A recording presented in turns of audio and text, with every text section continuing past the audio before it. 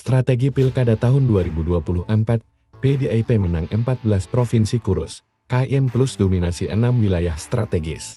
PDIP dan KIM Plus di Pilkada tahun 2024, siapa lebih unggul? Pilkada serentak tahun 2024 telah menjadi ajang pertarungan panas antara berbagai partai politik besar di Indonesia.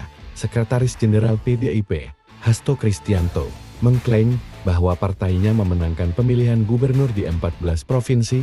Di sisi lain, Koalisi Indonesia Maju KIM Plus berhasil merebut kemenangan di 6 provinsi strategis yang memiliki jumlah pemilih jauh lebih besar.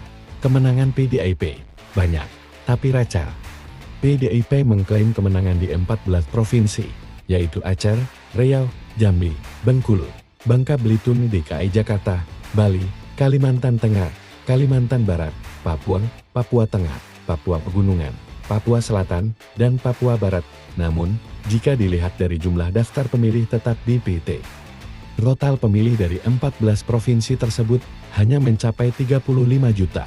Berikut rincian DPT di 14 provinsi yang dimenangkan PDIP. 1. Aceh, 3,7 juta, Riau, 4,8 juta, 3. Jambi, 2,6 juta, 4. Bengkulu, 1,5 juta, 5. Bangka Belitung, 1,08 juta, DKI Jakarta, 8,2 juta, Bali, 3,2 juta, 8. Kalimantan Tengah, 1,9 juta, 9. Kalimantan Barat, 3,9 juta, 10. Papua, 750.000. 11. Papua Tengah, 1,1 juta. Papua Pegunungan, 1,2 juta. 13. Papua Selatan, 356.000. 14. Papua Barat, 376.000. Total, 35,2 juta. Kemenangan PDIP di 14 provinsi ini pun disebut sebagai kemenangan receh, karena mayoritas provinsi tersebut memiliki jumlah pemilih yang tidak signifikan jika dibandingkan dengan provinsi-provinsi strategis lainnya.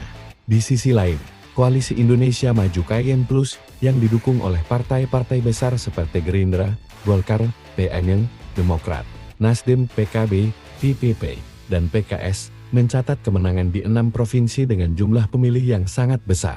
Berikut rincian DPT di 6 provinsi yang dimenangkan KIM Plus. 1. Sumatera Utara, 10,7 juta. Banten, 8,9 juta. 3. Jawa Barat, 35,9 juta. 4. Jawa Tengah, 4 juta.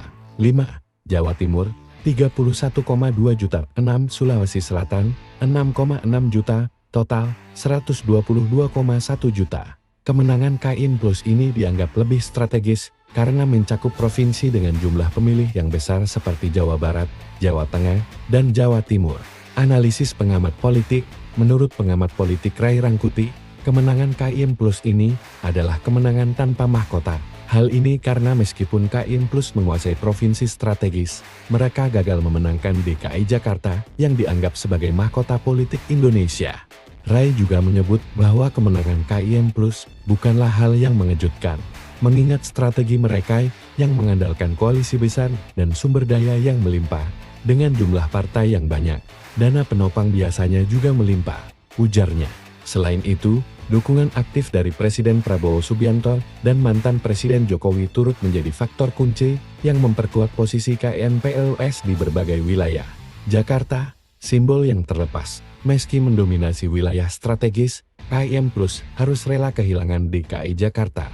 Berdasarkan hasil quick count, pasangan Pramono Rano dari PDIP diprediksi memenangkan Pilgub DKI Jakarta dalam 1 putaran. Kekalahan ini menjadi sorotan karena Jakarta dianggap sebagai ikon politik nasional. Pertarungan belum usai.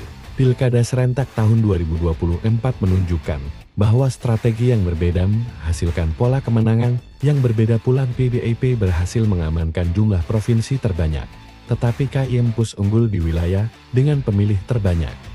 Hasil ini memberikan gambaran menarik tentang peta kekuatan politik di Indonesia menjelang pemilu tahun 2024.